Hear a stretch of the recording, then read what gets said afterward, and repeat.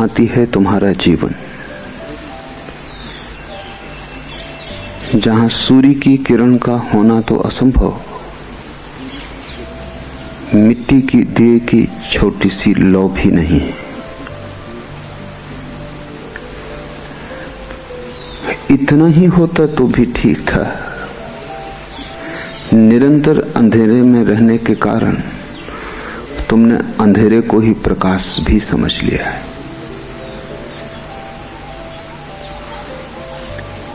और जब कोई प्रकाश से दूर हो और अंधेरे को ही प्रकाश समझ ले तो सारी यात्रा अवरुद्ध हो जाती। इतना भी होश बना रहे कि मैं अंधकार में हूं तो आदमी खोजता है, तड़फता है प्रकाश के लिए, प्यास जगती है, टटोलता है, गिरता है, उठता है, मार्ग खोजता है, गुरु खोजता है। लेकिन जब कोई अंधकार को ही प्रकाश समझ ले तब सारी यात्रा समाप्त हो जाती है। मृत्यु को ही कोई समझ ले जीवन तो फिर जीवन का द्वार बंद ही हो गया। एक बहुत पुरानी यूनानी कथा है। एक सम्राट को ज्योतिषियों ने कहा कि इस वर्ष पैदा होने वाले बच्चों में से कोई एक तेरे जीवन का घाती होगा। ऐसी बहुत कहानियां हैं संसार के सभी देशों में। कृष्ण के साथ भी वैसी कहानी जुड़ी है और जीसस के साथ भी वैसी कहानी जुड़ी है, लेकिन यूनानी कहानी का कोई मुकाबला नहीं। सम्राट ने जितने बच्चे उस वर्ष पैदा हुए सभी को कारागृह में डाल दिया, मारा नहीं, क्योंकि सम्राट को लगा कोई एक इनमें से हत्या करेगा और सभी की हत्या मैं करूं ये तो महापातक हो जाएगा। छोटे छोटे बच्चे बड़ी मजबूत जंजीरों में जीवन भर के लिए कोठरियों में डाल दिए गए। जंजीरों में बंधे बंधे ही वे बड़े हुए।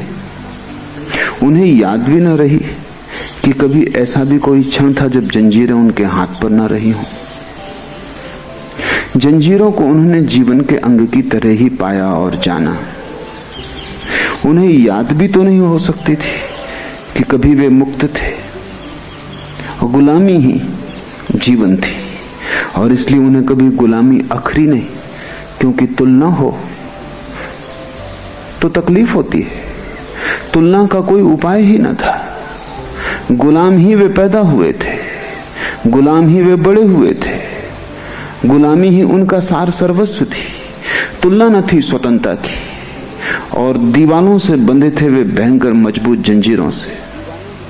और उनकी आंखें अंधेरी की इतनी आदी हो गई थी कि वे पीछे लौट के भी नहीं देख सकते थे जहां प्रकाश का जगत था। प्रकाश को देखते ही उनकी आंखें बंद हो जाती थी। प्रकाश तिलमिलाता था, प्रकाश कष्ट देने लगा था।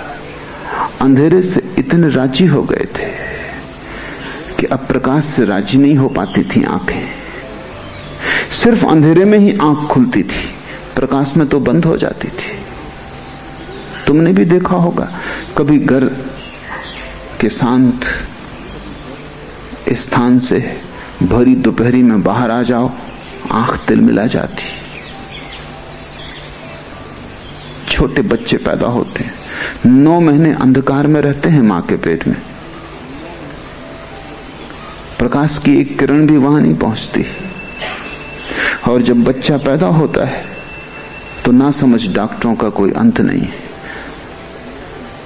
जहां बच्चा पैदा होता है अस्पताल में, वहां वे इतना प्रकाश रखते हैं कि बच्चे की आंखें तिलमिला जाती और सदा के लिए आंखों को भयंकर चोट पहुंच जाती। बच्चे को पैदा होना चाहिए मोमबत्ती के प्रकाश में, वहां हजार हजार कैंडल के बल्ब लगाने की जरूरत नहीं। दुनिया में जो इतनी कमजोर आंखें हैं उनमें से 50% के लिए अस्पताल का डॉक्टर जिम्मेवार है। उसको सुविधा होती है ज्यादा प्रकाश में, वो देख पाता है क्या हो रहा है क्या नहीं हो रहा, क्या करना है क्या नहीं करना। लेकिन उसकी सुविधा सवाल नहीं है, सुविधा तो बच्चे की है। जो जीवन भर रहे हों अंधकार में, 9 महीने नहीं पूरे जीवन, वो पीछे लौट के भी नहीं देख सकते थे, वो दीवार की तरफ ही देखते थे। राह पर चलते लोगों, खिड़की द्वार के पास से गुजरते लोगों की छायाएं बनती थीं सामने दीवार पर। वे समझते थे वे छायाएं सत्य, यही असली लोग हैं। उस छाया को ही वे जगत समझते थे। छाया के इस जगत को ही हिंदुओं ने माया कहा है। असली तो दिखाई नहीं पड़ता, असली का प्रतिबिंब दिखाई पड़ता है। असली को देखने के लिए आंख चाहिए, समर्थ आंख, जो प्रकाश में खुल सके, जो सूरज के आमने सामने हो सके। अंधेरी की आधी आंख सत्य को नहीं देख सकती। सत्य ढका हुआ नहीं है, सत्य तो प्रकट है, उगड़ा हुआ है। तुम्हारी आंख कमजोर है और सत्य को न देख पाएगी। धीरे धीरे उन्होंने पीछे लौट के देखना ही बंद कर दिया। पीछे लौट कर देखने का मतलब ही था आंख में आंसू आ जाएं। वो पीड़ा का जगत था। तुमने भी सत्य को देखना बंद कर दिया है, और जब भी कोई सत्य तुम्हें दिखा देता है तो पीड़ा होती है। आनंद जन्मता नहीं, कष्ट ही होता है। जब भी कहीं कोई सत्य कह देता है तो कष्ट ही होता है। लेकिन एक आदमी ने हिम्मत की, क्योंकि उसे शक होने लगा। ये छायाएं छायाएं ही हैं, क्योंकि इनसे बोलो तो ये उत्तर नहीं देती। इन्हें छुओ तो कुछ भी हाथ में नहीं आता, इन्हें पकड़ो तो कुछ पकड़ में नहीं आता। एक आदमी को शक होने लगा, कोई मनीषी, कोई बुद्ध। उस आदमी ने धीरे धीरे पीछे देखने का अभ्यास शुरू किया। वर्षों लग गए, बड़ा कष्ट हुआ। जब भी पीछे देखता आंखें तिलमिला जाती, आंसू गिरते, लेकिन उसने अभ्यास जारी रखा। वो बड़ी तपश्चर्या थी।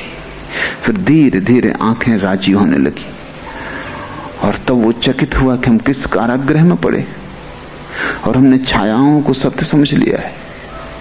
वो पीछे देखने में समर्थ हो गया। उसकी गर्दन मुड़ने लगी और उसकी आंखें देखने लगी बाहर के रंग, वृक्ष और वृक्षों में खिले फूल, राह से गुजरते लोग। रंगीन थी दुनिया काफी, छायाएं बिल्कुल रंगहीन थी, उदास थी। बाहर उत्सव था, छायाओं में कोई उत्सव पकड़ में नहीं आता था।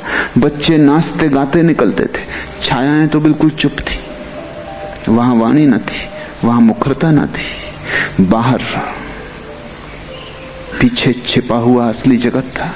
उस आदमी ने धीरे धीरे इसकी चर्चा दूसरे कैदियों से शुरू की। बाकी कैदी हंसने लगे कि तुम्हारा दिमाग खराब हो गया है। हम तो सदा से यही सुनते आए हैं कि यही सत्य है जो सामने है, और हम तो पीछे मुड़ के देखते हैं तो कुछ दिखाई नहीं पड़ता सिवाय अंधकार के। जब आंख बंद हो जाए तो सिवाय अंधकार के कुछ भी दिखाई नहीं पड़ता। जरूरी नहीं है कि अंधकार हो सकता है सिर्फ आंख बंद हो जाती हो, लेकिन दोष कोई अपने ऊपर कभी लेता नहीं। तो कोई ये तो मानता नहीं कि मेरी आंख बंद हो सकती है इसलिए अंधकार है। लोग मानते हैं अंधकार है इसलिए अंधकार है। मेरी आंख और बंद हो सकती, ये कहीं संभव है? हम अपनी आंख तो सदा खुली मानते हैं, अपना हृदय तो सदा प्रेम से भरपूर मानते हैं, अपनी प्रज्ञा तो सदा प्रज्वलित मानते हैं, अपनी आत्मा तो सदा जागृत मानते हैं, और यही हमारी भ्रांतियों की जड़ है। फिर कैदियों की संख्या बहुत थी, वो अकेला था। लोकतंत्र कैदियों के पक्ष में था, बहुमत उनका था। और उन्होंने कहा कि अगर ऐसा ही है तो सबकी सलाह ले ली जाए। एक भी मत मिला नहीं उस आदमी को, और लोग खूब हंसे और खूब मजाक की उन्होंने। धीरे धीरे वो उस आदमी को पागल मानने लगे। वही कबीर कह रहे हैं, सगरी दुनिया भई सयानी, एक मैं ही बौराना। उस आदमी को अगर कबीर का पद याद होता तो उसने भी कहा होता, सब लोग सयाने, सिर्फ मैं एक पागल हूं। और सिर्फ वो एक ही सयाना था। लेकिन जहां अंधों की भीड़ हो वहां आंख वाला पागल हो जाता है, जहां मूढ़ों की भीड़ हो वहां बुद्धिमान पागल हो जाता है, जहां बीमारी ही स्वास्थ्य समझी जाती हो वहां स्वस्थ आदमी का लोग इलाज कर देंगे पकड़ के। स्वाभाविक है, क्योंकि लोग अपने को मानदंड समझते हैं। और फिर जब बहुमत उनके साथ हो, बहुमत नहीं सर्वमत उनके साथ हो, उस एक आदमी को छोड़ के सभी उनके साथ थे, तो संदेह भी कैसे पैदा हो। लोग हंसे, मजाक की, उसे पागल समझा, उसका तिरस्कार किया, उसकी उपेक्षा की। धीरे धीरे लोगों ने उससे बातचीत बंद कर दी, क्योंकि वो बेचैनी पैदा करता था। बेचैनी पैदा करता था क्योंकि कभी कभी संदेह उनके मन में भी उठाता था कि हो ना हो, कहीं ये आदमी सच ना हो। क्योंकि अगर ये आदमी सच है तो उनकी पूरी जिंदगी बेकार गई। बड़ा दांव है, ये आदमी गलत होना ही चाहिए, नहीं तो उनकी पूरी जिंदगी गलत होती। और कोई भी आदमी नहीं चाहता कि उसकी पूरी जिंदगी गलत सिद्ध हो, क्योंकि इसका अर्थ हुआ तुमने यूं ही गंवाया, तुमने अवसर खो दिया। तुम मूढ़ हो, अज्ञानी हो, मूर्छित हो। अहंकार ये मानने को तैयार नहीं होता। अहंकार कहता है मुझसे ज्ञानी और कौन, मुझसे समझदार और कौन। ऐसे अहंकार रक्षा करता अज्ञान की। अहंकार रक्षक है अज्ञान के ऊपर। उसके रहते अज्ञान का किला पराजित न होगा, तोड़ा न जा सकेगा। धीरे धीरे उन्होंने उसकी उपेक्षा कर दी, क्योंकि उससे बात करना भी बेचैनी थी, क्योंकि वो हमेशा रंगों की बात करता। रंग उनमें से किसी ने भी देखे न थे। वो हमेशा पीछे चलने वाले संगीत की बात करता, संगीत उनमें से किसी ने सुना न था। उनकी सब इंद्रियां पंगु हो गई थी। और धीरे धीरे वो आदमी कहने लगा कि ये जंजीरें हैं जिनको तुम आभूषण समझे हुए हो। आखिर कैदी को भी सांत्वना तो चाहिए, तो वो जंजीरों को आभूषण समझ लेता है। आखिर कैदी को भी जीना तो है, तो कारागृह को घर समझ लेता है। न केवल समझ लेता है बल्कि भीतर से सजा भी लेता है, ताकि पूरा भरोसा आ जाए अपना घर है। जंजीरों पर कैदियों ने फूल पत्तियां बना ली थी। जंजीरों को घिस घिस के वो साफ किया करते थे, क्योंकि जिसकी जंजीर जितनी चमकदार होती वो उतना संपत्तिशाली समझा जाता था। जिसकी जंजीर जितनी मजबूत होती वो उतना धनी समझा जाता था। जिसकी जंजीर जितनी वजनी होती उसकी उतनी ही संपदा थी, स्वभाव था। अगर जंजीर कमजोर होने लगे तो वो उसे सुधार लेते थे, क्योंकि जंजीर ही उनका जीवन थी। और जंजीर को उन्होंने जंजीर कभी माना न था, वो आभूषण था। वही तो एकमात्र सजावट थी उनके शरीर पर, और तो कोई सजावट न थी। धीरे धीरे इस आदमी को समझ में आने लगा कि आभूषण नहीं जंजीरें हैं, क्योंकि उसे स्वतंत्रता के जगत की थोड़ी झलक मिलनी शुरू हो गई। एक किरण उतर आई अंधेरे में, सूरज का संदेश आ गया। अब इस अंधेरे घर में, इस अंधेरे कारागृह में रहना मुश्किल हो गया। धीरे धीरे उसने जंजीर को तोड़ने की व्यवस्था कर ली। असली सवाल तो भीतर की जंजीर का टूट जाना है। बाहर की जंजीर बहुत कमजोर है। अगर तुम बंधे हो तो भीतर की जंजीर से बंधे हो। भीतर की जंजीर है, जंजीर को आभूषण समझना है। एक बार उसे समझ में आ गया कि आभूषण नहीं है, आधी तो मुक्ति हो ही गई। उसी दिन से उसने जंजीरों को घिसना बंद कर दिया, साफ करना बंद कर दिया, सजाना बंद कर दिया। लोग समझने लगे कि जीवन से उदास हो गया है, जैसा कि आमतौर से सन्यासी के लिए संसारी समझते, उदास हो गया बेचारा। उनके भाव में एक बेचारेपन की प्रतीति होती, जिंदगी में हार गया। शायद पाया कि अंगूर खट्टे, छलांग पूरी न हो सकी, कमजोर था। हम पहले से ही जानते थे कि कमजोर है, और आज नहीं कल थक जाएगा और संघर्ष से अलग हो जाएगा। कायर है। जंजीरें जो कि आभूषण है, इसको सजाना बंद कर दिया, ऐसा ही बेसजाया रह रहा है। आसपास की दीवार को साफ सुथरा करना भी बंद कर दिया। अब पागलपन बिल्कुल पूरा हो गया है। लेकिन उस आदमी ने धीरे धीरे जंजीरें तोड़ने के उपाय खोज लिए। भीतर की जंजीर टूट जाए तो बाहर का कारागृह टूटा ही हुआ है, आधा तो गिर ही गया, बुनियाद तो हिल ही गई। और पीछे के जगत का, छिपे हुए जगत का संदेश आ जाए, तब एक अनंत पुकार उसे पुकारने लगी। एक प्यास उसके रोए रोए में समा गई, असली जगत में प्रवेश करना है। उसने जंजीरें तोड़ ली। जब प्यास प्रगाढ़ हो तो कमजोर से कमजोर आदमी शक्तिशाली हो जाता है। जब प्यास प्रगाढ़ ना हो तो कमजोर से कमजोर जंजीरें भी बड़ी मजबूत मालूम पड़ती हैं। प्यास बढ़ती चली गई, पीछे का जगत ज्यादा साफ होने लगा। आंख जितनी साफ होने लगी उतना ही सत्य का जगत साफ होने लगा। एक दिन उसने जंजीरें तोड़ दी और वो उस कारागृह से निकल भागा।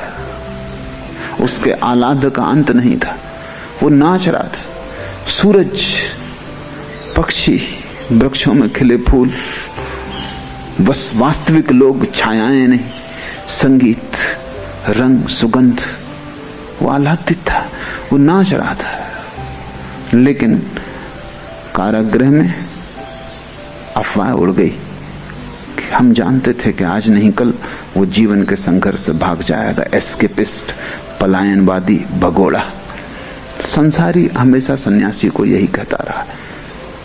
उसने साधारण सन्यासी को कहा हो ऐसा नहीं, महावीर बुद्ध को भी भगोड़ा ही कहा है। तो भाग गए। ये अपने को बचाने की तरकीब है, ये अपने को सांत्वना देने की तरकीब है कि हम कायर नहीं, और तुम कायर हो इसलिए तुम वहां हो जहां तुम हो। ये अपने को समझाने की तरकीब है, हम कोई पलायनवादी नहीं, हम तो जीवन के संघर्ष में जूझेंगे और तुम्हें जीवन का भी पता ही नहीं, और जिससे तुम जूझ रहे हो वो केवल छाया का जगत है। असली जूझने वाले जीवन से जूझते हैं। तुम जिससे जूझ रहे हो और जिससे लड़ रहे हो वो सपनों से ज्यादा मूल्यवान नहीं है, और उसका अस्तित्व तुम्हारी नींद में है, उसका अस्तित्व और कहीं भी नहीं है। वो तुम्हारा सपना है, वो तुम्हारा अंधकार है, वो तुम्हारी गहन निद्रा और मूर्छा है। लेकिन अगर सब लोग सोए हों और एक जग जाए, भला वे सोए लोग भयंकर दुख स्वप्न देखते हो कि नरक में सड़ाए जा रहे हैं, गलाए जा रहे हैं, तो भी वे सोए हुए लोग कहेंगे भगोड़ा, भाग गया, जीवन के संघर्ष को छोड़ गया, करवट ले लेंगे, फिर अपने सपने में खो जाएंगे। थोड़े दिन चर्चा रही, फिर लोग भूल गए। लेकिन उस आदमी के जीवन में एक नई बेचैनी का प्रारंभ हुआ। जितना उसने बाहर की मुक्ति और आनंद को जाना, जितना उसने सत्य को अनुभव किया, उतनी ही एक नई महाकरुणा, एक दुर्दम्य करुणा पैदा होने लगी। लौट जाए कारागृह में और खबर दे दे उन सब लोगों को। थोड़े दिन तो उसने इसे समझाया अपने को कि वे सुनेंगे नहीं, और बहुमत उनका है। वे फिर हंसेंगे, वे भरोसा ना करेंगे, क्योंकि अंधकार में रहते रहते लोग श्रद्धा भूल ही जाते हैं। श्रद्धा तो प्रकाशवान चित्त का लक्षण है। अंधेरे में रहने वाले लोग संदेह में निष्णात हो जाते। संदेह अंधकार का हिस्सा है, श्रद्धा प्रकाश का। इसलिए तो समस्त ज्ञानियों ने श्रद्धा को सेतु माना है कि अगर अंधकार से प्रकाश की तरफ आना हो तो श्रद्धा के सेतु से गुजरना पड़ेगा। एक भरोसा चाहिए। भरोसे का मतलब इतना है कि जो मैंने नहीं जाना है वो भी हो सकता है। अगर तुम ये सोचते हो कि तुमने जो जाना है बस उतना ही है, तब तो यात्रा का कोई सवाल नहीं, बात समाप्त हो गई। बुद्ध आके सिर पीटे और कहें कि मैंने थोड़ा सा ज्यादा जाना है तुमसे, तो भी तुम मानोगे नहीं। संदेह का इतना ही अर्थ है कि मुझ पर सत्य समाप्त हो गया, मैंने जो जान लिया वही सत्य की भी सीमा है, मेरा अनुभव और सत्य समान है, ये संदेह है। श्रद्धा का अर्थ है मेरा अनुभव छोटा है, सत्य बहुत बड़ा हो सकता है।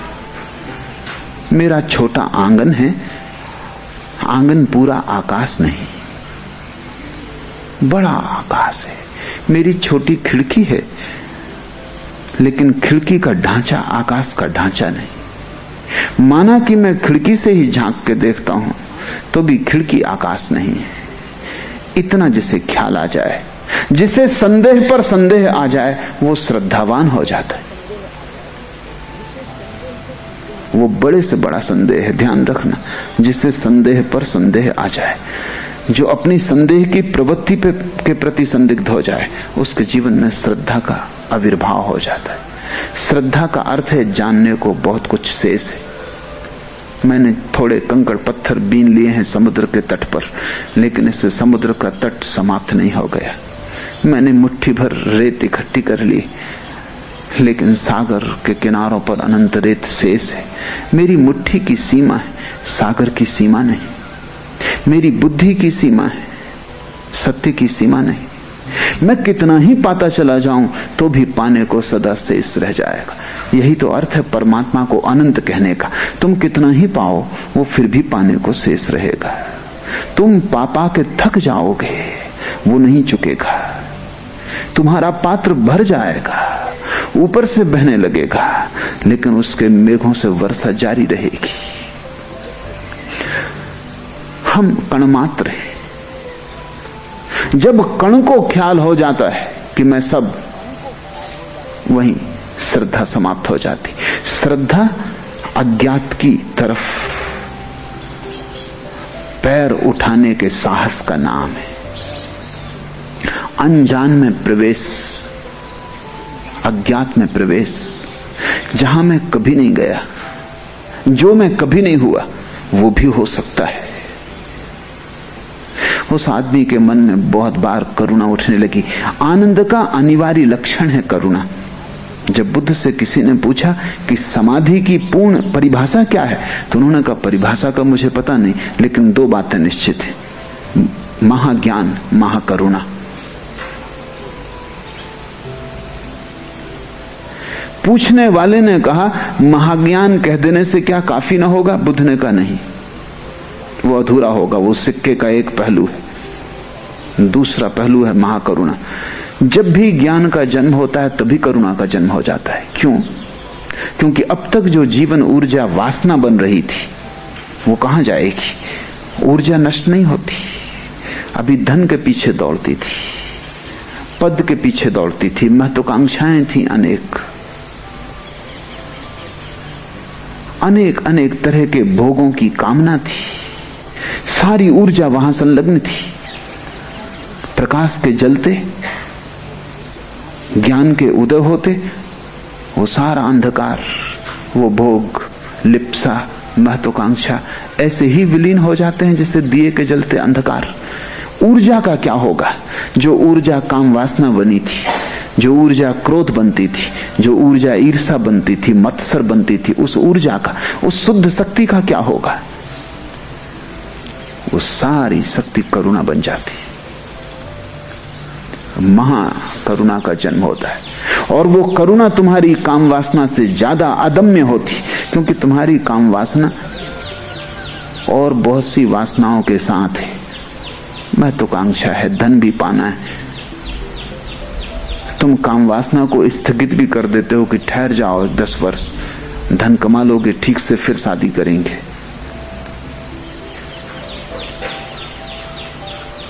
धन की वासना भी अकेली नहीं है, पद की वासना भी है।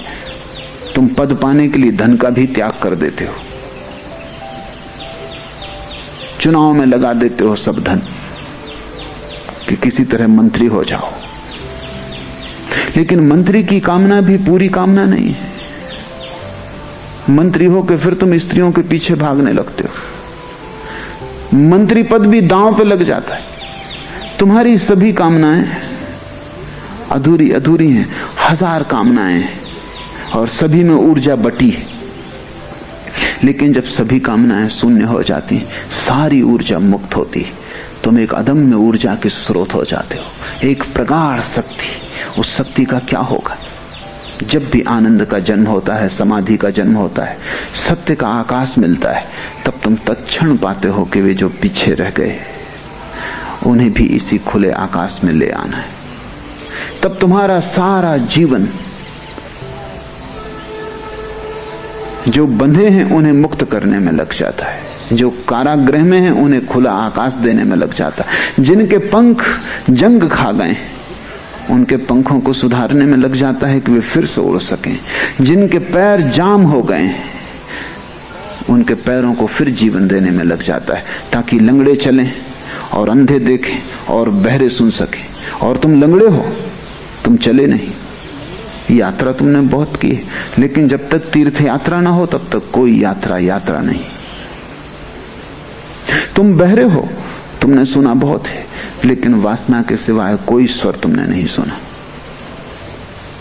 और वासना भी कोई संगीत है। वासना तो एक शोरगुल है जिसमें संगीत बिल्कुल ही नहीं। वासना तो एक विसंगीत है जिससे तुम तनते हो, चिंतित होते हो, बेचैन परेशान होते हो। संगीत तो वो जो तुम्हें भर दे उस अनंत आनंद से, जहां सब बेचैनी खो जाती, जहां चैन की बांसुरी बजती है, और ऐसी बांसुरी कि उसका फिर कभी अंत नहीं आता। तुम अंधे हो, तुमने बहुत कुछ देखा है, लेकिन जो देखा है वो सब ऊपर की रूपरेखा है, भीतर का सत्य तुम नहीं देख पाते। शरीर दिखता है, आत्मा नहीं दिखती। पदार्थ दिखता है, परमात्मा नहीं दिखता।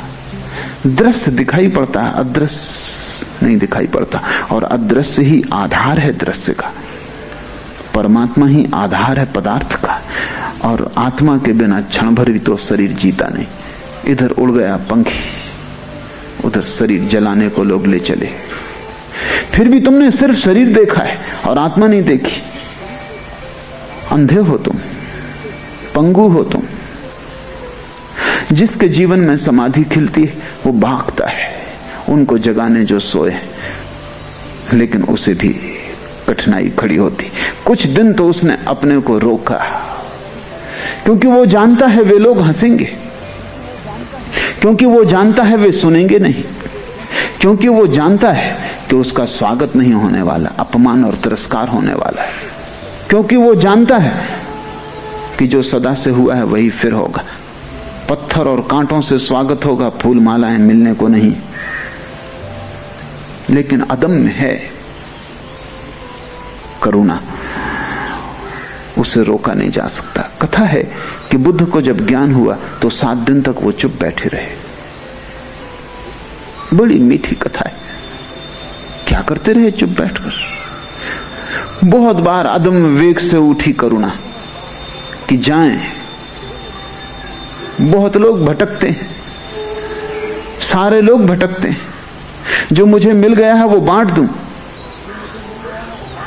लेकिन कोई चीज रोकती रही, कोई चीज रोकती रही। बुद्ध जैसा व्यक्ति भी हिम्मत न जुटा सका। तुम्हारे सामने बुद्ध भी हारे हुए। बुद्ध को भी डर लगा, जिसको अब कोई डर नहीं बचा है, जिसको मृत्यु का भय नहीं, वो भी तुमसे डरता है। जो यम से नहीं डरता वो तुमसे डरता है। 7 दिन तक बुद्ध ने प्रतिरोध किया, अपना ही सब तरह से रोका कि नहीं, अपने को समझाया कि जो जागने वाले हैं वो मेरे बिना ही जाग जाएंगे, और जो नहीं जागने वाले हैं मैं लाख सिर पटकूं वो सुनेंगे नहीं, तो क्यों व्यर्थ मेहनत करूं। कथा है कि आकाश के देवता चिंतित हो गए, बड़ी बेचैनी फैल गई आकाश के देवताओं में। बेचैनी ये कि कभी करोड़ करोड़ वर्षों में कभी कोई एक व्यक्ति बुद्धत्व को उपलब्ध होता है, और वो भी अगर चुप रह गया तो जो भटकते हैं मार्ग पर उनका क्या होगा? जो अंधेरे में प्रतीक्षा करते हैं, अनजानी प्रतीक्षा, उन्हें पता भी नहीं किसी की जो मार्ग बताएगा। बताने वाले को पत्थर से ही वो स्वागत करेंगे, लेकिन फिर भी अनंत अनंत काल से खोजते तो हैं, भीतर कहीं कोई गहरे छिपे में बीज तो पड़ा ही है, न फूट पाता हो, ठीक भूमि ना मिली हो, सूरज का प्रकाश ना मिला हो, कोई पाने देने वाला ना मिला हो, कोई साज संहार करने वाला ना मिला हो, लेकिन बीज तो पड़ा ही है। उनका क्या होगा? कथा है कि आकाश के देवता उतरे, बुद्ध के चरणों में उन्होंने सिर रखा और कहा कि नहीं, चुप न बैठे, अब उठें। बहुत देर वैसे ही हो गई।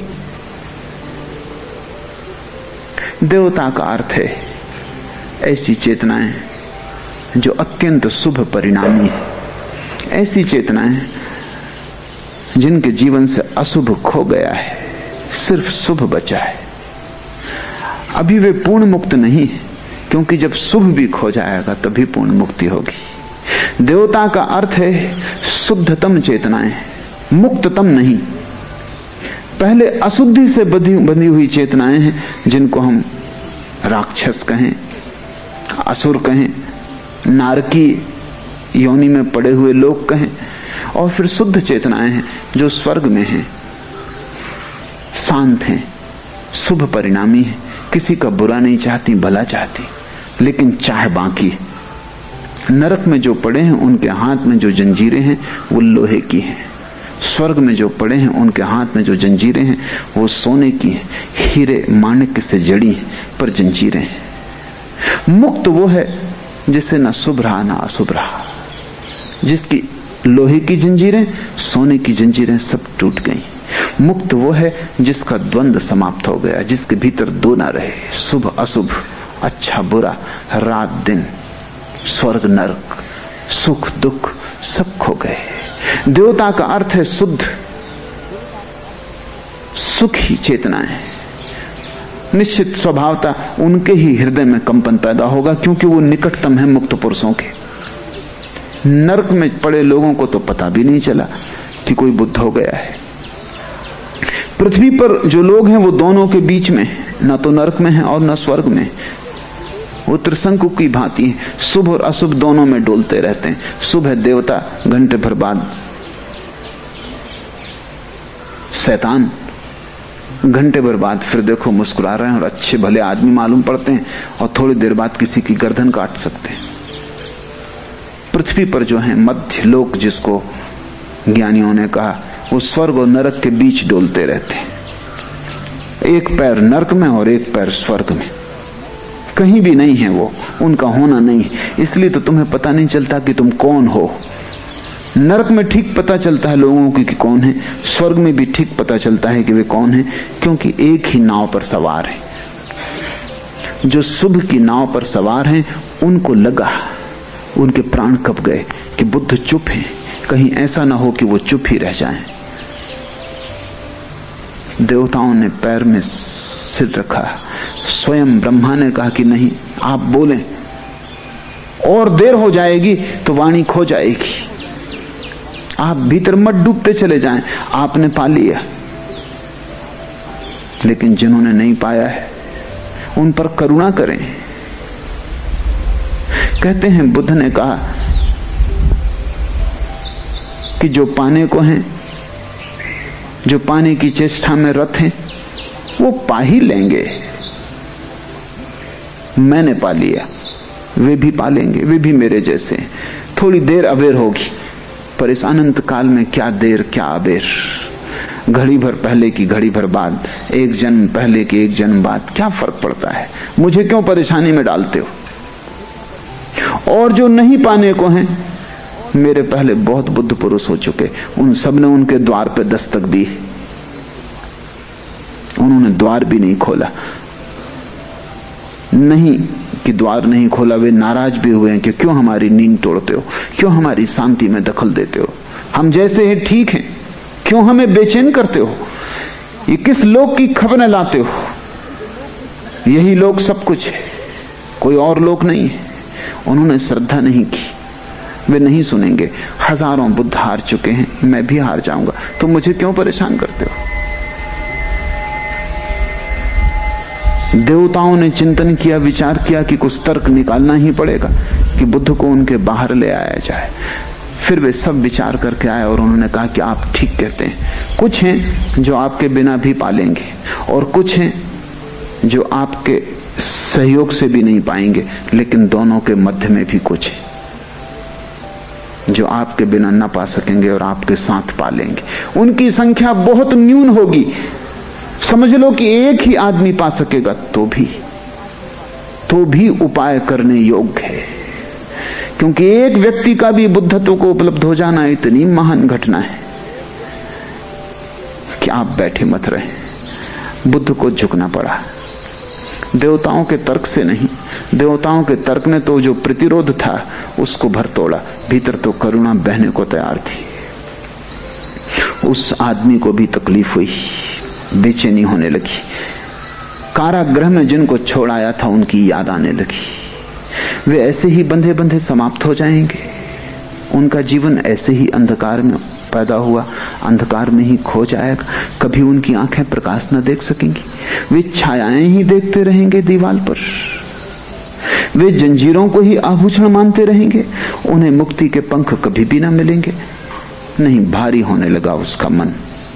जैसे मेघ जब भर जाते हैं तो बरसते हैं, ऐसे भारी होने लगा उसका प्राण। बरसने को तत्पर होने लगा। जैसे फूल जब भर जाता है गंध से तो खुल जाता है और गंध फेंक देता है चारों लोकांतर में, ऐसे उसके प्राण भी खिलने को तत्पर होने लगे। कोई अवश्य प्रेरणा उसे खींचने लगी वापस, जानते हुए वहां स्वागत नहीं होने को है। वो वापस लौट आया कारागृह में। लोग हंसने लगे। उन्होंने कहा, हमने पहले ही कहा था कि वहां कुछ भी नहीं है, सिर्फ छायाएं हैं जहां तुम जा रहे। आ गए वापस, आ गई बुद्धि, रास्ते पे आ गई बुद्धि। और उल्टा हमें समझा रहे थे कि हम भी तुम्हारे साथ चलें। हमें भी मूड बनाने की सोची थी, अब तो समझ आ गई। आ जाओ वापस, संभाल लो अपने आभूषणों को, यही एकमात्र जगत है और दीवाल पर बनती छायाएं ही सत्य हैं। ये सब सपने हैं, रंगीनियों के, प्रकाश के, ये कल्पनाएं हैं और तुम अकेले नहीं हो। हम में से भी बहुतों ने ऐसे सपने देखे और ऐसी कल्पनाएं की हैं। ये सब कविताएं हैं और लोगों की, सत्यों के लोगों की, मुक्त आत्माओं की, सिद्धों की, सब कल्पनाएं हैं, सब बकवास है। ये चालबाजों ने मूढ़ों को चूसने के, शोषण करने के उपाय बना रखे। धक से रह गया होगा वो आदमी, द्वार बंद है, इन्हें मुक्त करने आया है। लेकिन ये अपने कारागृह को अपना जीवन समझ बैठे। फिर भी उसने कोशिश की, जो सदा हुआ है वही हुआ। लोग उसके विरोध में होते गए। जितना ही वो चेष्टा करने लगा उतना ही वे नाराज होते गए, क्योंकि उनकी नाराजगी भी स्वाभाविक मालूम होती। तुम उनके जीवन भर के दांव को मिट्टी पे करने में लगे हो। तुम ये कह रहे हो कि 60 साल तुम व्यर्थ ही जिए। तुम ये कह रहे हो कि तुम इतने बुद्धिहीन हो कि तुम 60 साल अंधेरे में रहे, फिर भी तुम्हें ख्याल ना आया कि अंधकार है। जंजीरों में बंधे सड़ते रहे और तुम्हें इतना भी बोध ना उठा कि ये जंजीरें हैं मूढ़ और तुम इन्हें आभूषण समझते रहे। दीवार पर बनी छायाओं को देखा और समझा कि यही सत्य है। ये बर्दाश्त के बाहर है, क्योंकि अगर ये आदमी सच है तो उस कारागृह के सभी आदमी गलत है। भीड़ गलत है अगर बुद्ध सच है। अगर मैं सच हूं तो तुम गलत हो। तुम्हारे सही होने का एक ही उपाय है कि मैं गलत हूं, और तुम आसानी से ये उपाय कर सकते हो। भीड़ तुम्हारी, संख्या तुम्हारी। वो आदमी अकेला था, अजनबी, अपरिचित लोगों के बीच। उसकी भाषा और हो गई थी, उनकी भाषा और थी। उनके बीच, दोनों के बीच अब कोई संवाद होना तक मुश्किल था। उसने लाख समझाने की कोशिश की, लेकिन कोई समझने को राजी न था। फिर उसका समझाना भी लोगों के सिर पर भारी होने लगा, और जो सदा हुआ है वही हुआ। उन्होंने पत्थरों से और जंजीरों की चोटों से उस आदमी को मार डाला। तुमने जीसस के साथ वही किया, तुमने सुकरात के साथ वही किया, तुमने मंसूर के साथ वही किया। ये कहानी बड़ी प्राचीन है और बड़ी नई भी, पुरानी से पुरानी, नई से नई। ये अतीत में भी होती रही है, आज भी हो रही है, भविष्य में भी होती रहेगी। ये चिर नूतन, चिर पुरातन कथा है। यूनान के बहुत बड़े मनीषी अफलातून ने इस कथा का एक अंश अपनी किताबों में उल्लेख किया है, लेकिन यह कथा अफलातून से भी पुरानी है। ये उतनी ही पुरानी है जितना आदमी पुराना है, और ये तब तक रहेगी जब तक एक भी आदमी जमीन पर बंधा हुआ है। अब हम कबीर के इस सूत्र को समझने की कोशिश करें, तब तुम समझ पाओगे क्यों कबीर कहता है कहे कबीर दीवाना। नहीं तो तुम ना समझ पाओगे क्यों कबीर अपने को खुद पागल कहता है। कैसी बेबूझ दुनिया है, प्रज्ञावान पागल समझे जाते हैं, मूढ़ ज्ञानी जिन्हें कुछ भी पता नहीं है, जिन्होंने शब्दों का कचरा इकट्ठा कर लिया है या खोपड़ी में शास्त्र भर लिए, वे ज्ञानी, वे पंडित हैं। कबीर काशी में रहे जीवन भर, पंडितों की दुनिया। स्वभावतः उन सभी पंडितों ने कहा होगा पागल है। काशी, वहां तो सबसे ज्यादा बड़े अंधों की भीड़ है, वहां तो सब तरह के मूढ़ प्रतिष्ठित हैं, जिनके पास शब्दों का जाल है, वेद उपनिषद है, गीता पुराण है, जिन्हें गीता पुराण वेद उपनिषद कंठस्थ है। शब्दों के अतिरिक्त जिन्होंने कुछ भी नहीं जाना, दीवालों पर बनी छायाओं को जिन्होंने इकट्ठा किया है, बड़ी मेहनत से, बड़े श्रम से, बड़ी कुशलता से, वे बड़े निष्णात हैं तर्क में, शब्द में। लेकिन शब्द तो छाया है सत्य की, और तर्क तो सिर्फ सांत्वना है। इसलिए कबीर अपने को खुद कहते हैं कहे कबीर दीवाना।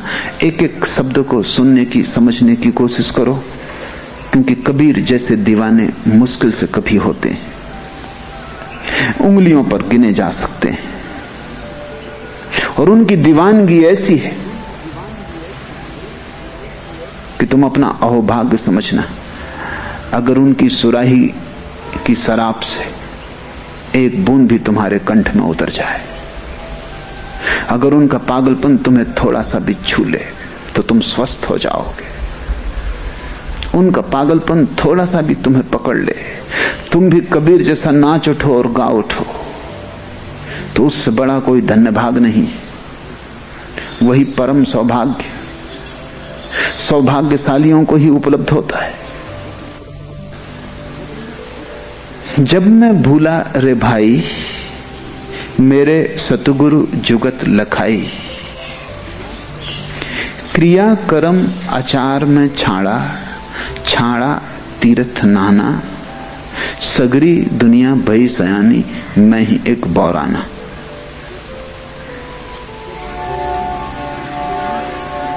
जब मैं भूला रे भाई, क्या भूल है, क्या तुम भूल गए हो? तुम स्वयं को भूल गए हो, सब तुम्हें याद है, वेद कंठस्थ, सिद्धांत शास्त्र याद, सिर्फ एक को तुम भूल गए हो, वो तुम स्वयं हो। और उसे जाने बिना सब ज्ञान व्यर्थ है।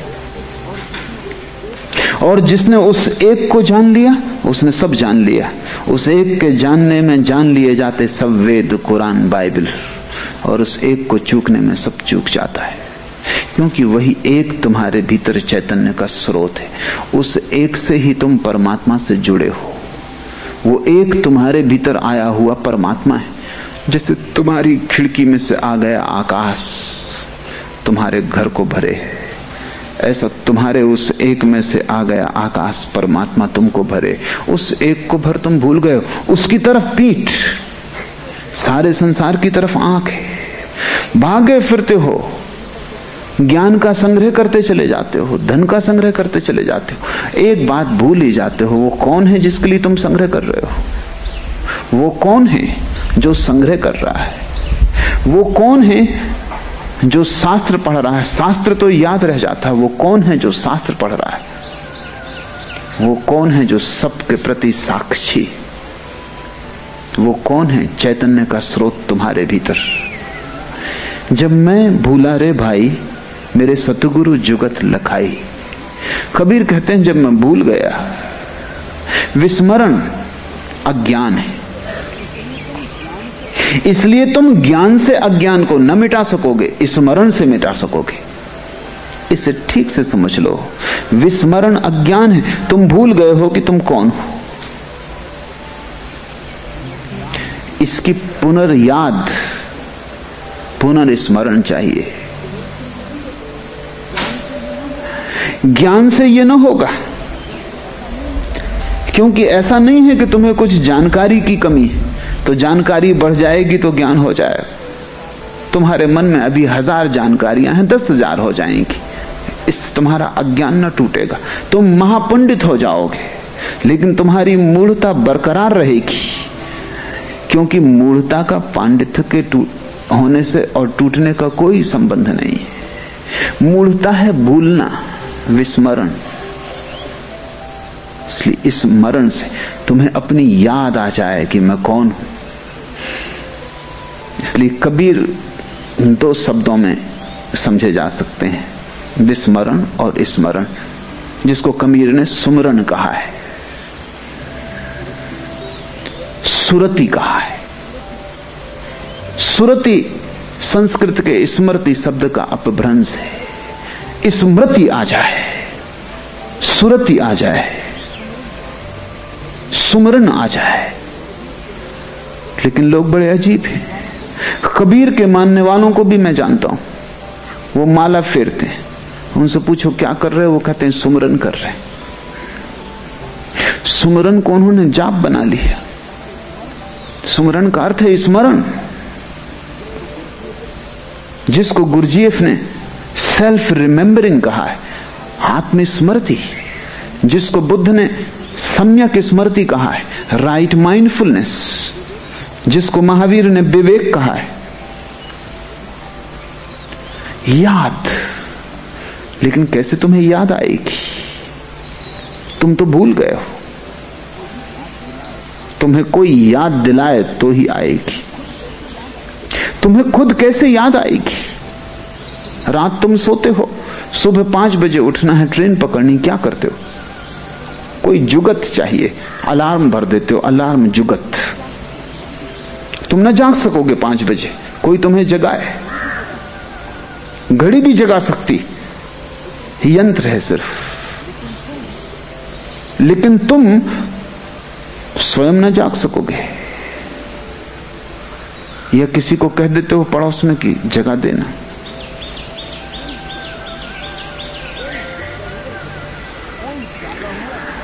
कोई जागा हुआ जगा सकता है, किसी सोए आदमी से मत कह देना कि जगा देना, कि वो पहले ही घुर्रा रहे हो, तुम उनसे जाकर भाई सुनो 5 बजे जगा देना, इससे कुछ हल ना होगा। उन्होंने सुना ही नहीं, उनको खुद ही कोई जगाने वाले की जरूरत थी। कोई जागा हुआ चाहिए।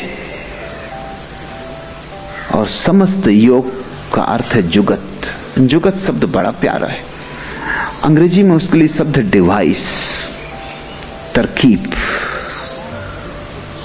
हजारों तरह की तरकीबें उपयोग की गई हैं आदमी को जगाने के लिए। लेकिन अगर तुम खुद ही करोगे तो खतरा है। मैंने सुना है कि अमेरिका का बहुत बड़ा वैज्ञानिक एडिसन भुलक्कड़ था, भूल जाता था। अक्सर जो लोग बहुत सोचते हैं वो भुलक्कड़ हो जाता, इतना ज्यादा हो जाता है कि सबकी याद रखना मुश्किल हो जाती। तो वो हर चीज को जब भुलक्कड़ हो गया और उसने 1000 आविष्कार किए, इसलिए बड़ा पैनी बुद्धि का आदमी था। कभी वो कोई चीज आधी पूरी न कर पाए, आधी की है, आधा कोई आविष्कार कर लिया है, फिर भूल जाए वर्षों तक, तो बड़ा नुकसान होने लगा। तो किसी ने उसको सुझाव दिया कि तुम ऐसा क्यों नहीं करते कि हर चीज को लिख लिया ताकि याद बनी रहे। तो उसने लिखना शुरू कर दिया। तो अलग अलग कागजों पर लिख के रखता जाता, वो कागज खो जाते कि कहां रख दिया। किसी ने कहा तुम भी पागल हो, अलग अलग कागज पे क्यों लिखते हो, डायरी क्यों नहीं बना लेते। उसने डायरी बना ली, डायरी खो गई। आदमी भूलने वाला हो तो इससे क्या फर्क पड़ता है, तुम चाहे कागज पे लिखो चाहे तुम डायरी पे लिखो, इससे फर्क ही क्या पड़ता है। क्योंकि वो आदमी तो बुनियादी वही है। वो डायरी भूल गया एक दिन, उसने कहा इससे तो कागज ही बेहतर थे, एक भूलता था तो बाकी तो बचते थे, पूरा गया। डायरी में सब लिखा था, अब डायरी कहां है। आदमी अपने से कोशिश करेगा तो उसका जो बुनियादी गुण है उसके पार नहीं जा सकता। इसलिए आध्यात्मिक जीवन में गुरु की अनिवार्यता है। गुरु का केवल इतना ही अर्थ है, कोई जो जाग गया, कोई जो तुम्हें भूलने न देगा, कोई तुम्हें जो कोड़े लगाता रहेगा, कोई तुम्हें जो हिलाता रहेगा, कोई तुम्हें जो करवट लेके फिर सपने में न खो जाने देगा। तुम्हारा सारा अतीत नींद की तैयारी। गुरु के रहते भी तुम जाग जाओगे ये पक्का नहीं है, लेकिन गुरु के बिना तो बिल्कुल पक्का है कि तुम जाग ना सकोगे। हां, ये हो सकता है कि तुम नींद में ही सपना देखने लगो कि जाग गया, ये भी होता है। तुमने कभी नींद में ऐसा सपना भी देखा होगा जब तुम जाग गए। इसलिए अलार्म भी बहुत काम नहीं दे सकता। अलार्म बज रहा है, तुम सो रहे हो, तुम एक सपना पैदा कर लेते हो कि मंदिर में प्रार्थना चल रही, घंटी बज रही, तुमने खत्म कर दी घड़ी, तुमने तरकीब निकाल ली, नींद ने रास्ता बना लिया। क्योंकि अगर अलार्म है तो जगना पड़ेगा। तो नींद ने एक सपना पैदा किया, नींद ने कहा कैसी सुंदर आरती उतर रही भगवान के मंदिर में, कैसी घंटी बज रही मधुर। बस अब तुम सो सकते हो, अलार्म का कोई सवाल न रहा। नींद में तुम अलार्म भी बंद कर सकते हो, करवट ले सकते हो। घड़ी मुर्दा है, इसलिए विधियां अकेली काम न देंगी, गुरु चाहिए। विधियां तो उपलब्ध हैं, पतंजलि का योग शास्त्र, योग सूत्र उपलब्ध है, सब विधियां लिखी, लेकिन अगर किताब पढ़ के तुमने काम किया तो विधियां घड़ी की तरह होंगी, यंत्रवत। तुम कर भी लोगे, लेकिन करोगे तो तुम ही सोया हुआ आदमी। कबीर कहेंगे स्मरण करो, तुम सुमरण कर लोगे, माला फेर लोगे। जीवित गुरु चाहिए। सभी धर्म मर जाते हैं, जिस दिन उनका जीवित गुरु मर जाता है उसी दिन मर जाते हैं। सिख धर्म जिंदा था जब तक 10 गुरु जिंदा रहे। जिस दिन गुरु गोविंद सिंह ने तय किया कि अब गुरु ग्रंथ ही गुरु होगा, अब कोई जीवित गुरु नहीं होगा, उसी दिन मर गया। तो 10 गुरुओं के जीते जी जो खूबी थी सिख धर्म, वो बात ही और थी। तब यंत्र नहीं था, जीवित आदमी था। जैनों के 24 तीर्थंकर जब तक थे तब तक एक जीवंत धारा थी। फिर जैनियों ने तय किया कि अब 24 से ज्यादा तीर्थंकर नहीं। महावीर के बाद दरवाजा उन्होंने बंद कर दिया, मर गया। तब से जैन धर्म एक लाश है। मोहम्मद के साथ इस्लाम जिंदा था, कुरान के साथ मुर्दा है। हालांकि कुरान मोहम्मद की किताब है, इससे कोई फर्क नहीं पड़ता। मैं खड़ा हूं एक डंडा लिए, तुम सो रहे हो, मैं डंडे से तुम्हें उठाता हूं। डंडा नहीं उठाता, मैं उठाता हूं। तुम्हारी आंख खुल जाती। मैं तो तुम्हें दिखाई नहीं पड़ता, डंडा तुम्हें छूता दिखाई पड़ता, तुम डंडे को पकड़ लेते हो अहोभाव से कि बड़ी कृपा कि मुझे जगा दिया। अब तुम अपने बच्चों को डंडा दे जाओगे कि संभाल कर रखना, ये जगाता है। जुगत मर गई, डंडा नहीं जगा रहा था, डंडे के पीछे कोई जीवित हाथ थे। डंडा क्या जगाएगा, डंडा अकेला क्या करेगा। अलार्म घड़ी रह जाती है आखिर में, फिर उसे तुम संभाले रहो। अलार्म भी बजता रहेगा और तुम सोते भी रहोगे। सभी शास्त्र डंडे हो जाते हैं, तुम उनकी पूजा करते हो, याद करते हो। और ये भी नहीं है कि कभी उनसे लोग न जगे थे, जगे थे, लेकिन कोई जीवित हाथ पीछे था, कोई नानक पीछे था। वो कंपन जो डंडे में था, डंडे का नहीं था, वो उस जीवित हाथ का था। वो जो डंडे में जो जीवन प्रवाहित हो रहा था, वो नानक का था। अब तुम चले जाओ, पांचों काह पूरे करते रहो, केस बांधो, कंघा लगाओ, कटार रखो, कंछा पहनो, जो तुम्हें करना है करो, मगर ये सब डंडे, अब इनसे कुछ होने वाला नहीं। जुगत जीवित होती जब कोई हाथ जागा हुआ पीछे होता। मैं अभी हूं, तब तुम मेरे डंडे का उपयोग कर लो। मेरे मर जाने के बाद तुम करना सक्रिय ध्यान, कुछ भी ना होगा। और तुम करोगे मरने के बाद, ये मुझे पक्का है, इसमें कोई शक नहीं, क्योंकि तुम्हारी पुरानी आदत है। क्यों ऐसा होता है? ऐसा इसलिए होता है, विधियों से तुम्हें कोई डर नहीं, तुम्हारी नींद को कोई डर नहीं, तो विधियां तो तुम करने को राजी हो, लेकिन गुरु से डर है, खतरा है। क्योंकि जीवित आदमी के पास कितनी देर तुम सोए रहोगे? नींद तुम्हें छोड़नी पड़ेगी, वो तुम्हें छुड़ाएगा। जागा हुआ आदमी कितनी देर तक तुम्हारी नींद की दशा देख सकेगा? तुम्हारा उदास चेहरा, तुम्हारी कीचड़ से भरी आंखें, तुम्हारे मुंह से टपकती लार, तुम मुर्दे की भांति पड़े हो, अनर्गल तुम्हारी नींद में बकवास। कभी भयभीत होते हो, कपते हो, कभी सुखी मालूम होते हो, मुस्कुराहट फैल जाती चेहरे पर, लेकिन सब नींद में होता, सब सपने से हो रहा है, सब झूठ हो रहा है। तुम्हारी नींद तोड़नी जरूरी है। जब मैं भूला रे भाई मेरे सतगुरु जगत जुगत लखाई, तो मेरे गुरु ने मुझे जगाया, मुझे जुगत दी। कोई विधि थी, और जो विधि दी, जब कोई जीवित गुरु विधि देता है तो सारी पुरानी विधियां व्यर्थ हो जाती हैं, स्वभाव था। क्योंकि पुरानी विधियों का क्या प्रयोजन? तुम पुराना सब साथ सामान फेंक देते हो। अगर अब तक तुम बैठ के अपने घर में एक कोठरी बना के और शंकर जी की पूजा कर रहे थे, अब तुम उनको लपेट के सागर में डुबाते, अब कोई जरूरत ना रही। कि अभी तक तुम मंदिर में जाकर रोज घंटी बजाते थे, अब ये बंद हो जाता है खेल।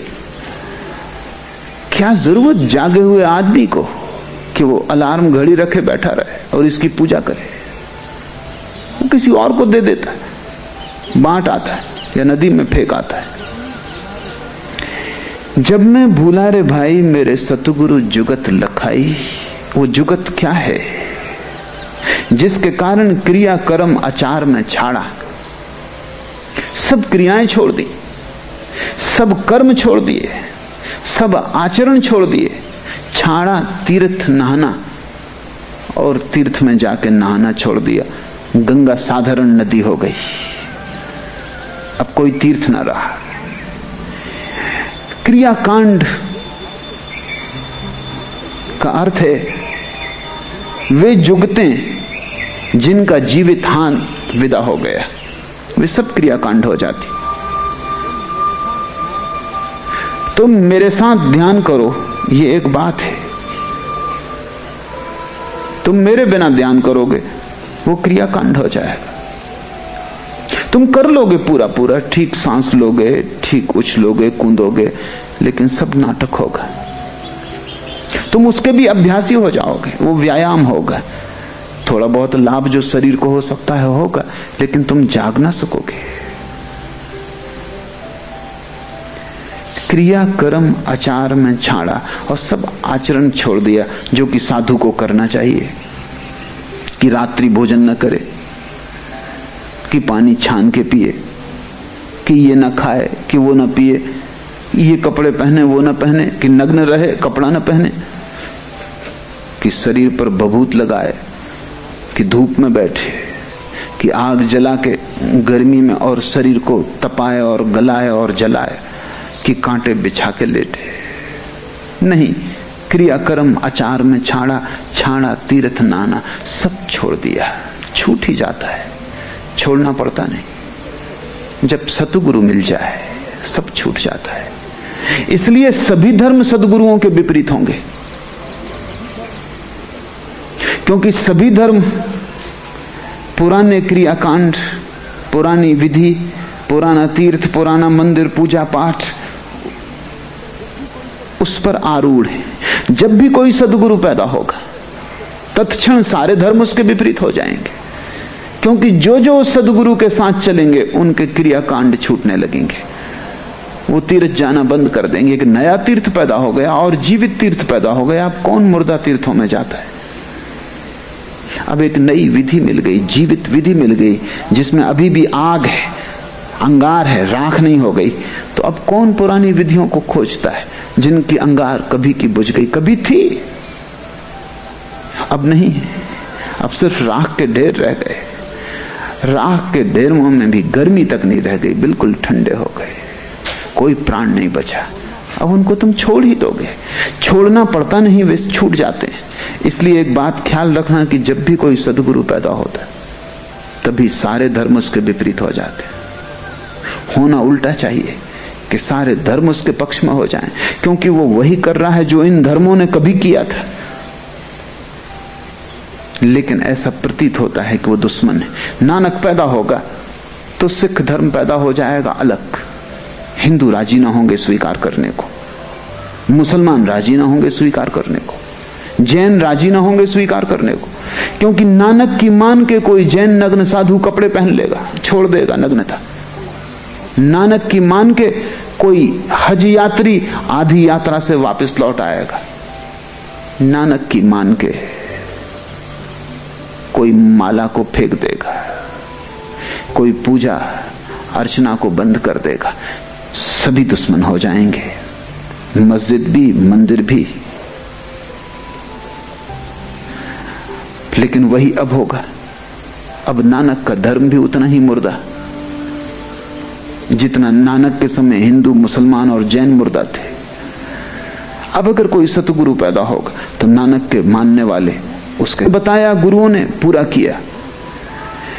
ऐसी हालतें आ गई कि गुरु थक जाते थे, क्योंकि उनका सब जितना बता सकते थे बता दिया, और बुद्ध उसको इतनी निष्णात स्थिति से करते, इतनी तत्परता और लगन से करते कि गुरु के पास ये भी बहाना ना बचता कहने का कि तुमने ठीक से नहीं किया इसलिए नहीं हो रहा। गुरुओं के पास वो तरकीब है। गुरु जो कि सच में गुरु नहीं है, क्योंकि वो जो बताते हैं तुम कभी पूरा कर नहीं पाते, इसलिए जांच कभी हो नहीं पाती कि वो जो बताते हैं वो कुछ सार का भी है क्या निस्सार है। कोई गुरु कहता है कि अगर तुमने 90 दिन का उपवास किया तो आत्मज्ञान हो जाएगा। बड़ी मुश्किल है। 90 दिन का उपवास न तुम करोगे न आत्मज्ञान होगा, और अगर तुमने एक दिन पहले भी तोड़ दिया गुरु कहेगा अधूरा रह गया। इसलिए तुम्हें कभी जांच का मौका भी नहीं मिलता। गुरुओं की ठीक परीक्षा तभी होती जब उन्हें ठीक शिष्य मिल जाते। बुद्ध ऐसा ही शिष्य था, उसने अनेक गुरुओं का पानी उतार दिया। जिस गुरु के पास गया, गुरु ने जो कहा, गुरु ने कहा 15 दिन का उपवास, उसने 45 दिन का करके बताया। गुरु को यह कहने की जगह न रही कि तुमने किया नहीं। आखिर गुरु हाथ जोड़ लेते कि हम जो बता सकते थे बता दिया, इसके आगे हमें भी पता नहीं है, तुम कहीं और जाओ। क्योंकि उनकी वजह से दूसरे शिष्यों में शक पैदा होने लगता है कि जब इतना करके इस आदमी को कुछ नहीं हुआ तो हमको क्या होगा। बुद्ध की वजह से शिष्य भागने लगते दूसरे। बुद्ध ने सारे गुरुओं को टटोल डाला, और जैसा कि अक्सर होता है, गुरु तो मुश्किल से कोई होता है, 100 में कभी एक, 99 तो केवल धोखे के गुरु होते हैं। जैसे तुमने खेतों में खड़े देखे हो आदमी धोखे के, हंडी लगी है, कपड़ा लगा है, डंडे पे खड़े, पक्षियों को भगाने के लिए ठीक। ऐसे गुरु हैं तुम्हारे, ना समझों के लिए ठीक, कमजोरों के लिए ठीक, नपुंसकों के लिए ठीक, जो कुछ नहीं करना चाहते, जो सिर्फ सिर हिलाते हैं कि ठीक है कभी करेंगे, उनके लिए ठीक। लेकिन कोई करने वाला आ जाए तो कठिनाई हो जाती। बुद्ध ने मुश्किल खड़ी कर दी, सब किया। ऐसी हालत हो गई कि लोग बुद्ध के पीछे चलने लगे। बुद्ध ने इतना किया और बुद्ध कहे जा रहे हैं कि मुझे कोई ज्ञान नहीं हुआ, ये सब करना फिजूल गया है, लेकिन फिर भी मानने वाले पैदा हो गए। एक गुरु, आखिरी गुरु उद्दार कालाम को जब उन्होंने छोड़ा तो उसके 5 शिष्य बुद्ध के शिष्य हो गए। उन्होंने कहा कि इस गुरु से तो ये बुद्ध बेहतर। उन दिनों बुद्ध केवल 1 दाना चावल रोज लेते थे भोजन में, क्रस काय हो गए थे। सिर्फ एक मूर्ति उसको चित्रित करने वाली उपलब्ध है, शायद उसका चित्र तुमने कभी देखा हो। उसमें बुद्ध की पीठ और पेट एक हो गए हैं, शरीर सिर्फ हड्डियों का अस्थि पंजर रह गया है, एक एक हड्डी तुम गिन सकते हो। सब चर्बी खो गई है, खून सूख गया है, सिर्फ आंखें भर जीवित मालूम पड़ती, सारा मुंह धस गया है, सिर्फ चमड़ी और हड्डियां बाकी रह गई हैं। ऐसा बुद्ध एक तृण मात्र खाके जीते थे। इतने कमजोर हो गए कि निरंजना नदी को पार करते वक्त बुद्ध गया के पास पार न कर सके। कमजोरी ऐसी थी, और नदी बड़ी छिछली है, कुछ बड़ी भारी नदी नहीं है, मुश्किल से गले गले पानी रहा होगा। क्योंकि मैं भी उस नदी में जहां से बुद्ध पार किए कई बार जाकर देख लिया हूं, उसमें टीबी का मरीज भी पार होगा, उसमें कैंसर का मरीज भी पार हो सकता है। बुद्ध पार न हो सके, हालत बड़ी कमजोर रही होगी, बड़ी दयनीय रही होगी। और नदी बलवान मालूम पड़ती थी, घाट चढ़ न सकते थे, तो एक वृक्ष की शाखा को पकड़ के लटक गए। उस क्षण में उन्हें होश आया कि मैं क्या कर रहा हूं, शरीर को नष्ट कर रहा हूं, इससे आत्मा कैसे मिलेगी। आत्मा के मिलने का शरीर को नष्ट करने से कौन सा संबंध है, कौन सा तर्क है, कौन सा गणित है। और कमजोर में इतना हो गया कि निरंजना साधारण सी नदी में पार नहीं कर पाता, और भवसागर पार करने की सोच रहा हूं, ये नहीं होगा। और उस क्षण निरंजना नदी में पड़े हुए वृक्ष की जड़ को पकड़े हुए उन्हें लगा कि सब करना व्यर्थ गया, कोई क्रियाकांड कहीं न ले जा सका। पहले मैंने संसार छोड़ दिया था, अब मैं ये त्याग तपश्चर्या भी छोड़ देता हूं। उस दिन त्याग पूरा हुआ, उस दिन कुछ भी ना बचा पकड़ने को, सब छूट गया, मुट्ठी खुल गई। बुद्ध किसी तरह बाहर निकले। जिस वृक्ष के नीचे उनको बोध हुआ, उस वृक्ष के नीचे बैठे। किसी युवती ने, गांव की, जिसका नाम सुजाता है, ऐसा उस वृक्ष के देवता के लिए कुछ चढ़ौती मानी होगी कि कोई उसकी इच्छा पूरी हो जाएगी तो वो खीर से भरा हुआ थाल वृक्ष को चढ़ाएगी। पूर्णिमा की रात थी, उस रात वो खीर चढ़ाने आई, उसकी इच्छा पूरी हो गई थी। पूर्णिमा की उस निर्जन रात में निरंजना के एकांत तट पर वृक्ष के नीचे उसने बुद्ध को देखा, दुर्बल काय पीत हो गए। समझा, भोली युवती रही होगी, श्रद्धावान, समझा कि वृक्ष का देवता स्वयं खीर लेने को उपस्थित हुआ है। कोई और दिन होता तो बुद्ध ने खीर न ली होती, क्योंकि वो केवल एक तृण ही लेते थे। कोई और दिन होता तो बुद्ध ने रात में कुछ भी न लिया होता, एक तृण भी, क्योंकि रात वो लेते न थे। कोई और दिन होता तो जात पात पूछी होती कि स्त्री कौन है। निश्चित ही स्त्री शूद्र रही होगी, नाम सुजाता बताता है कि शूद्र रही होगी,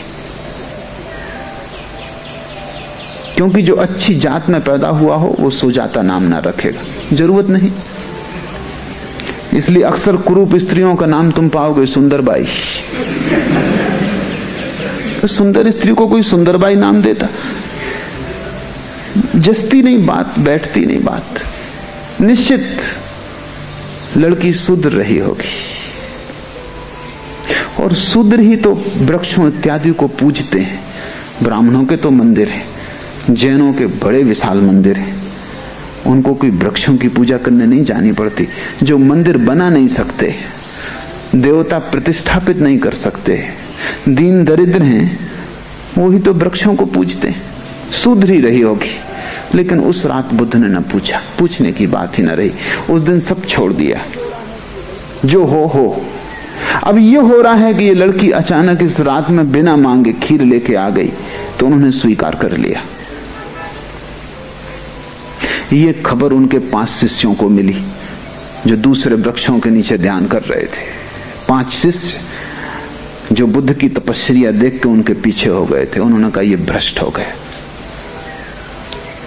शूद्र लड़की, रात का समय, और अब तक एक तृण लेता था, ये गौतम भ्रष्ट हो गया। उन्होंने तत्क्षण गौतम को छोड़ दिया, त्याग कर दिया। वैसी ही दशा कबीर की हो गई होगी। क्रिया कर्म आचार में छाड़ा, छाड़ा तीर्थ नहाना, सगरी दुनिया भई सियानी, मैं ही एक बोराना। बुद्ध के अपने 5 शिष्य भी छोड़ के चले गए कि भ्रष्ट हो गया ये आदमी, क्योंकि तुम्हारे लिए धर्म का अर्थ क्रियाकांड है। तुमने धर्म को तो जाना नहीं, तुमने तो धर्म के नाम पर मुर्दा विधियों को जाना है। अब तक ये बुद्ध ज्ञानी था, मानने योग्य था, पूज्य था। अब ये भ्रष्ट हो गया। खीर खाने से आदमी भ्रष्ट हो गया, रात भोजन लेने से भ्रष्ट हो गया। मैं एक घर में मेहमान था, जैन घर। गांव के सबसे प्रतिष्ठित वृद्ध जैन मुझे मिलने आए थे। उन्होंने मेरी किताब साधना पथ पढ़ी थी और बहुत प्रभावित हुए थे, और मेरी बड़ी तारीफ कर रहे थे, ऐसे जैसे मैं 25वां तीर्थंकर हूं।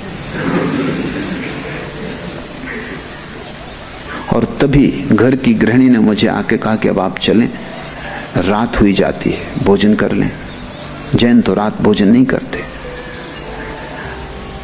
और वृद्ध इतने भाव में थे कि मैंने कहा कि थोड़ी देर हो जाएगी तो हर्जा नहीं, पहले उनसे मैं बात कर लूं। फिर रात हो गई। फिर गृहिणी आई, उसने कहा देर हुई जाती है। अब उसको भी बेचैनी शुरू हो गई, क्या रात में मैं भोजन करूंगा। और जब मैंने कहा कि बस मैं स्नान कर लूं और आया, तो वृद्ध जो मेरा पैर पकड़े बैठे थे, उन्होंने तत्क्षण मेरा पैर छोड़ दिया और कहा क्या आप रात्रि भोजन करेंगे। मैंने कहा भूख न तो दिन जानती न रात। और महावीर के जमाने में बिजली नहीं थी। अंधेरे में 90% लोग अंधेरे में भोजन करते थे। 10% जिनके पास सुविधा थी वो भी मिट्टी के दिए जलाते थे। उन दियों में भी बहुत रोशनी न थी, उल्टे उन दियों के कारण कीट पतंग आते थे। अब इस एयर कंडीशनड घर में कीड़े पतंगों के आने का उपाय नहीं।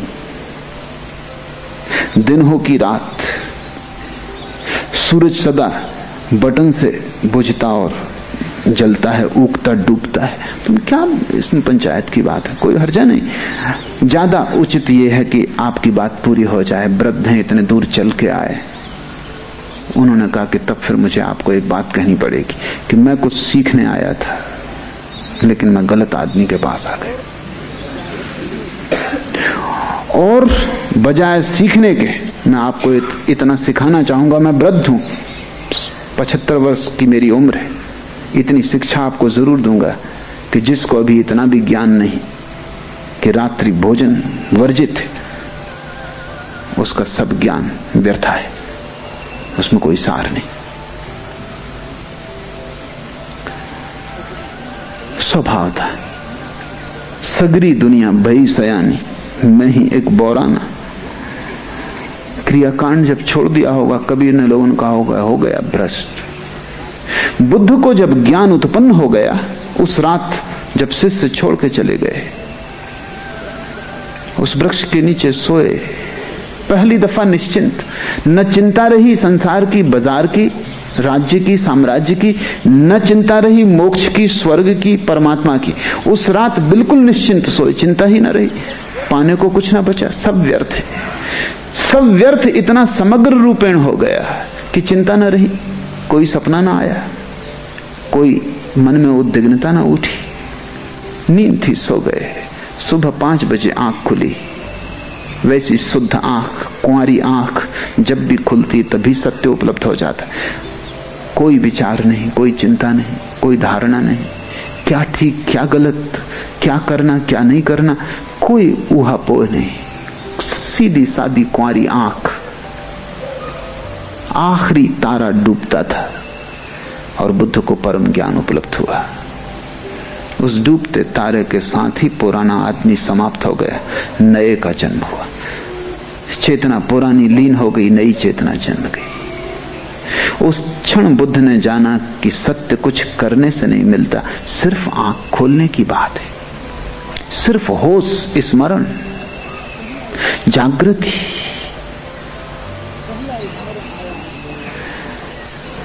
पहला स्मरण आया उन 5 शिष्यों का जो छोड़ के चले गए। इतने दिन साथ थे बेचारे, असमय में साथ रहे, जब कुछ देने को ना था तब पीछे चले, जब कुछ मेरे पास ही ना था तब मुझे गुरु माना, और अब जब मेरे पास देने को है तब वो छोड़ के चले गए। तो बुद्ध उनको खोजने निकले,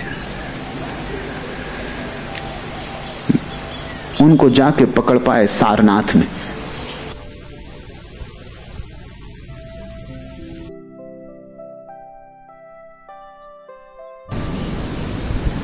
जब उन्होंने देखा बुद्ध को आते हुए दूर से एक टीले पर बैठे हुए, तो उन 5 ने तय किया ये भ्रष्ट गौतम आ रहा है, हम ना तो उठ के इसको आदर दें और ना नमस्कार करें, न इतना हम इसकी तरफ पीठ कर लें। अगर इसको आना हो खुद आ जाए, बैठना हो खुद बैठ जाए, हम ये भी ना कहें कि बैठो। जो साधारण अतिथि के लिए भी किया जाता है वो भी हम ना करें। ये गौतम भ्रष्ट है, इसने नियम छोड़ दिए, तप छोड़ दिया, चर्या छोड़ दी, आचरण भ्रष्ट, इसके लिए अब कोई समादर नहीं। लेकिन जैसे जैसे बुद्ध पास आने लगे उनको बड़ी बेचैनी होने लगी। जैसे ही बुद्ध पास आए, निकट आए, पहले एक उठ के खड़ा हुआ, चरणों में गिरा, फिर दूसरा, फिर तीसरा, फिर वो 5। और बुद्ध ने कहा तुमने निर्णय कुछ और किया था, निर्णय बदल क्यों दिया? निर्णय पर आदमी को टिकना चाहिए। उन्होंने कहा हमने बदला, ऐसा कहना ठीक ना होगा। तुम्हारी सन्निधि, तुम्हारा पास होना और हमने आदर दिया, ऐसा कहना भी ठीक ना होगा, क्योंकि हमने तो निर्णय किया था न देने का। आदर हुआ तुम्हारी मौजूदगी में, जैसे कोई एक चुंबक खींच ले। जिनके भीतर भी थोड़ी सी क्षमता है वो सद्गुरुओं के पास खींचे चले जाते हैं चुंबक की भांति। किसी क्रियाकांड के कारण नहीं, किसी योग तप तपश्चर्या के कारण नहीं, किसी संप्रदाय सिद्धांत शास्त्र के कारण नहीं। जिनके भीतर भी थोड़ी सी भी संभावना है आत्मा की, वो सद्गुरु के पास खींचे चले जाते हैं, चाहे सारी दुनिया विरोध में हो, चाहे सारी दुनिया कहे कि तुम पागल हो, वो पागल होना दांव लगाने जैसा लगता है। वो पागल होना शुभ मालूम होता है।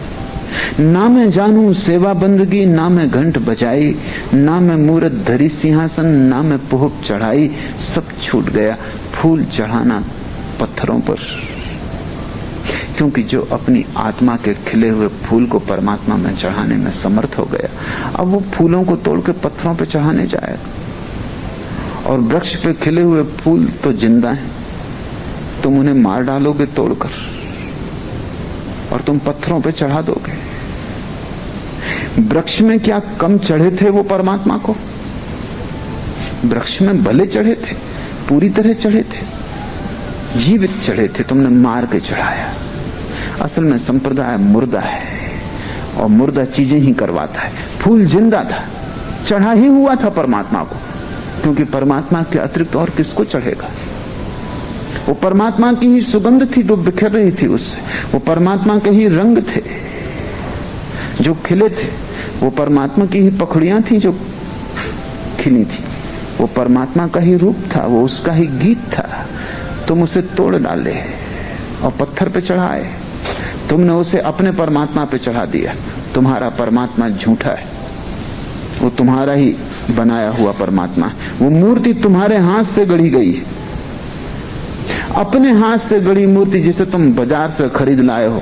और कुछ पंडित पुजारियों को, जिनको भी तुम बाजार से खरीद लाए थे, उन्होंने शोरगुल मचाकर, घंटे बजाकर, आवाज करके, धुआं पैदा करके उसको असली परमात्मा की तरह प्रतिष्ठित कर दिया है। तुम भी जानते हो, वे भी जानते हैं। और फूल नाहक बेचारा बलि दिया जा रहा है। उसका कोई कसूर नहीं, उसका कोई हाथ नहीं इस उपद्रव में।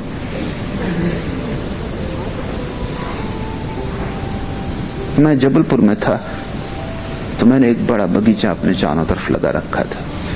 मैं बड़ी मुश्किल में पड़ गया, क्योंकि धार्मिक लोग, पास ही मंदिर थे, वो सुबह सुबह वहां से निकलते, वो बगीचे में घुस जाते। अधार्मिक को तो डर भी हो, धार्मिक को डर ही नहीं, उसको पूछने की भी जरूरत नहीं कि फूल हम तोड़ सकते हैं कि नहीं, क्योंकि वो पूजा के लिए तोड़ रहा है। अब पूजा के लिए कोई मना करता है? आखिर मुझे एक तख्ती लगा देनी पड़ी कि पूजा के लिए भर तोड़ना मना है, और किसी के लिए तोड़ो चलेगा।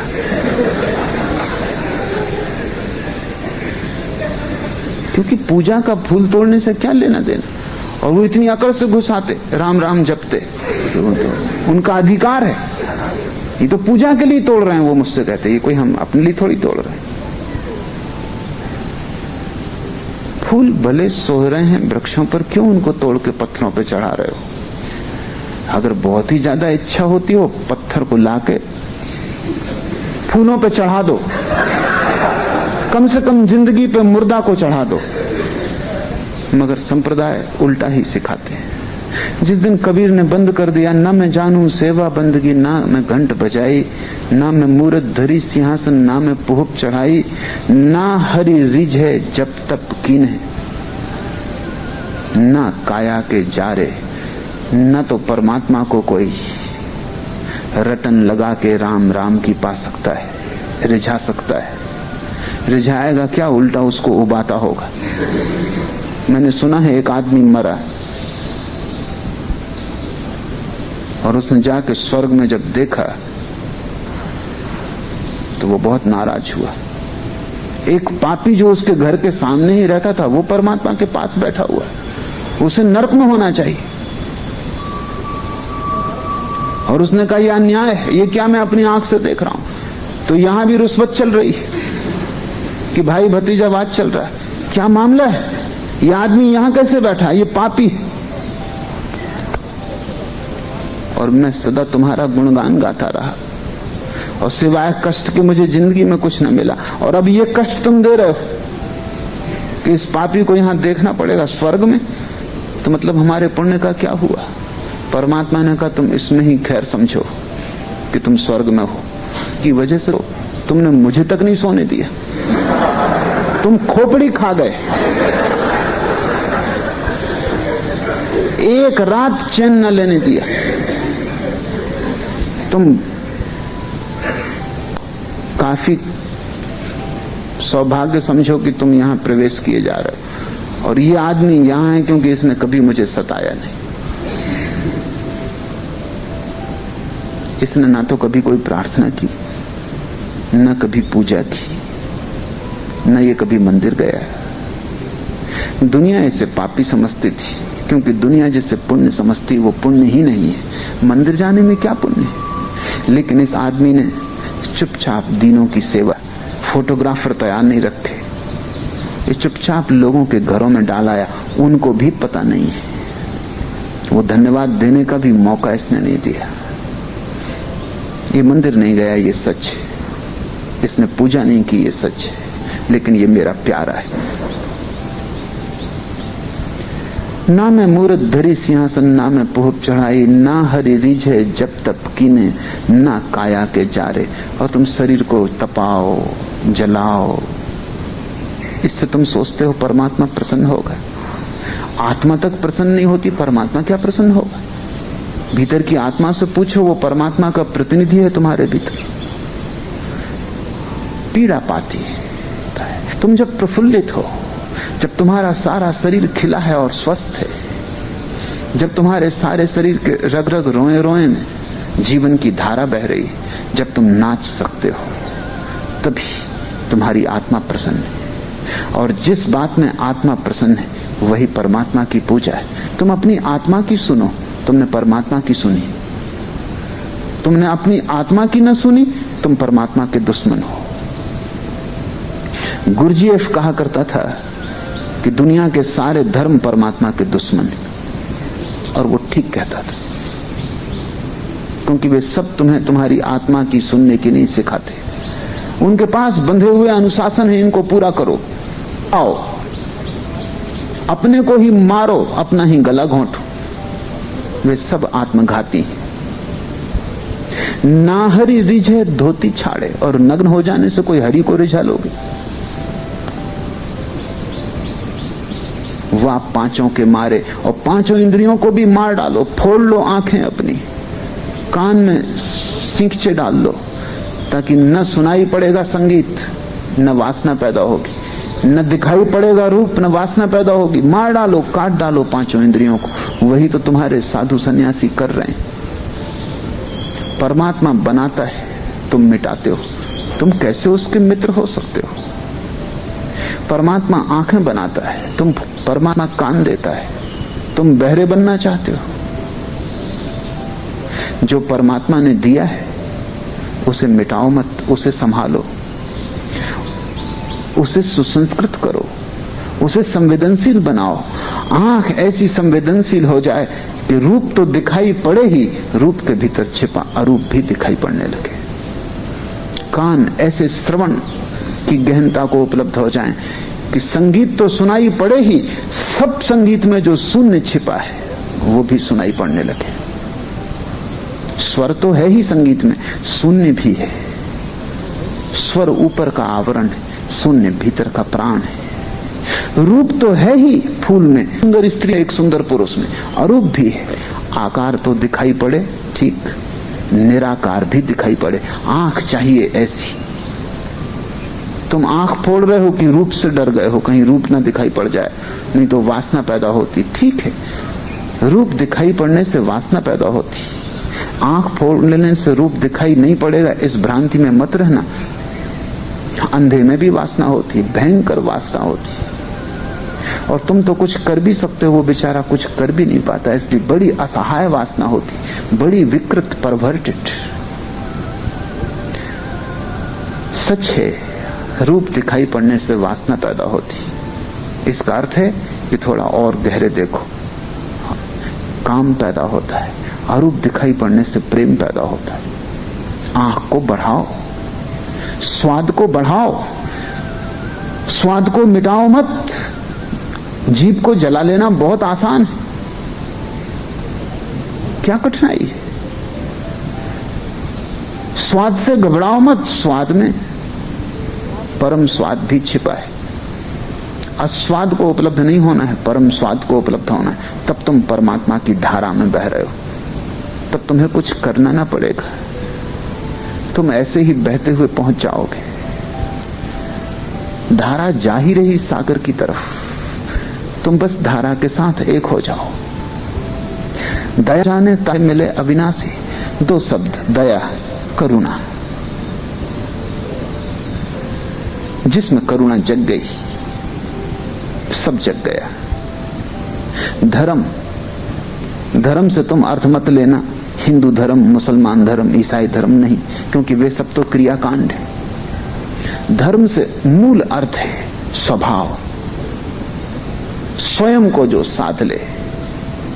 हम कहते हैं आग का धर्म ताप, या पानी का धर्म शीतलता। क्या है धर्म तुम्हारा, मनुष्य का? क्या है गुण तुम्हारा, तुम्हारी निजता का? चैतन्य, होश, जो जाग जाए और करुणावान हो जाए। दया राख ही धर्म को पाले, जग सुन रहे उदासी। वो अपने आप इस सपने के प्रति जो चारों तरफ चल रहा है उदास हो जाता है। पर ये उदासी घृणा की नहीं है, क्योंकि घृणा कभी उदास नहीं होती। दुनिया में तीन तरह के लोग हैं। एक जो दुनिया के राग में पड़े, वे उदास नहीं है। दूसरे जो दुनिया के प्रति विरागी हो गए हैं, वे भी उदास नहीं है।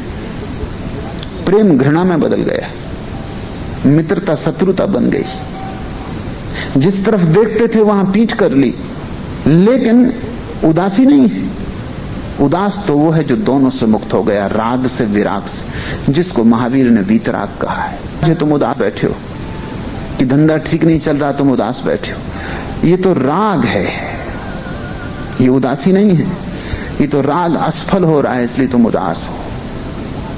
तुम्हारा आनंद भी झूठा है कि आज धंधा खूब चला, कि तुमने ग्राहकों को खूब लूटा, कि तुम बड़े प्रसन्न घर चले आ रहे हो, पैर पड़ते नहीं जमीन पर, आकाश में उड़ते हैं।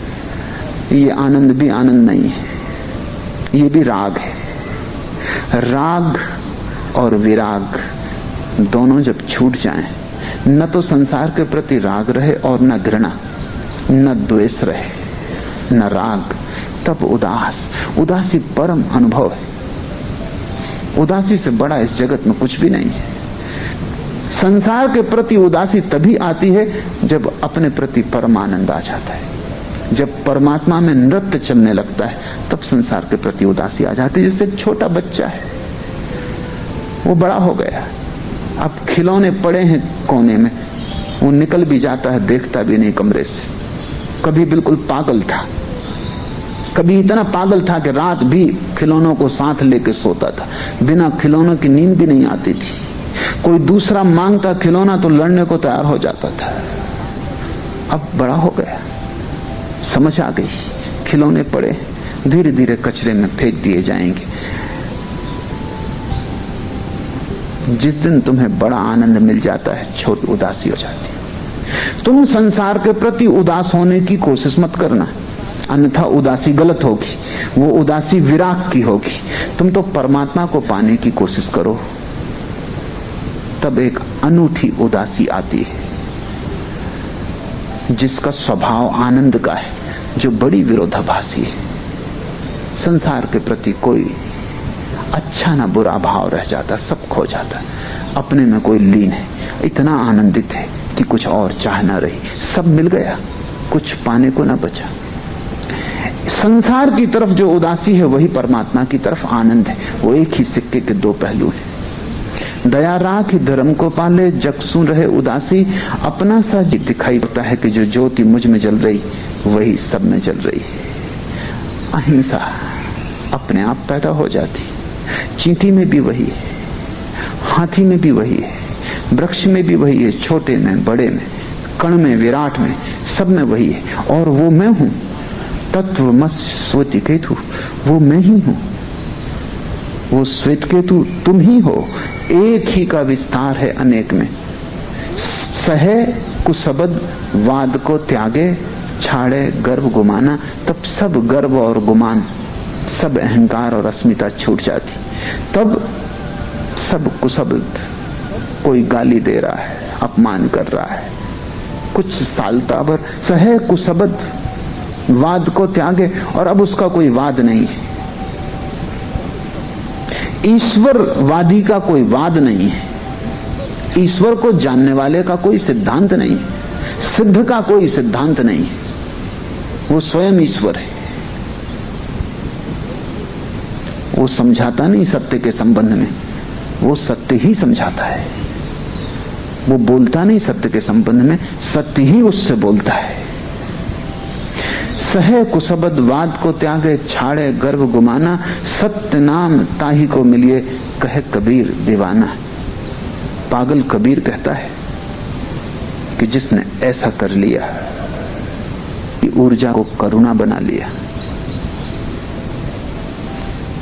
कोई वाद कोई शास्त्र जिसमें न रहा, जो शास्त्र शून्य और वाद शून्य हो गया, और जिसने सबके भीतर एक ही अखंड ज्योति को जलता देखा, वही उस अविनाशी को पा सकता है, वही पाता है। कहे कबीर दीवाना। आज इतना ही।